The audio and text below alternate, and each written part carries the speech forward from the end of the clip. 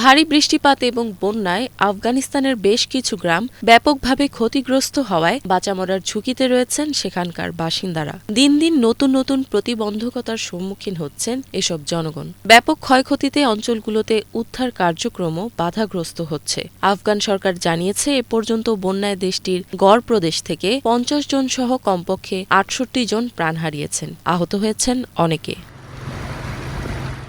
বন্যা দুর্গত অঞ্চল খাওলে চায়না গ্লোবাল টেলিভিশন CGTN এর গণমাধ্যম কর্মীর পৌঁছাতে সময় লাগে ৮ ঘণ্টা। মে মাসের ১৬ তারিখ থেকে বন্যার কারণে ব্যাপকভাবে ক্ষতিগ্রস্ত হয় অঞ্চলটি। আশেপাশের পর্বত থেকে পাথর ভেসে আসায় ভেঙে গেছে রাস্তাঘাট, যে কারণে অঞ্চলটিতে উদ্ধারকারী কর্মকর্তাদের সময়মতো পৌঁছতে এবং ত্রাণ সরবরাহে দুর্ভোগ পোহাতে হচ্ছে।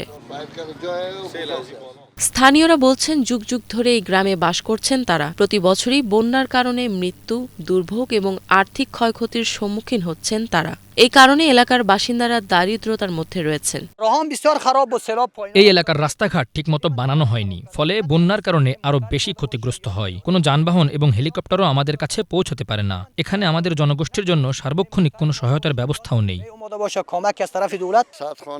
জায়গা জমি সহ প্রায় ১০০ বাড়িঘর সম্পূর্ণভাবে ধ্বংস হয়ে গেছে, কিছুই বাকি নেই। তবে সৌভাগ্য যে এতে কেউ হতাহত হয়নি, কিন্তু সবকিছুই শেষ হয়ে গেছে।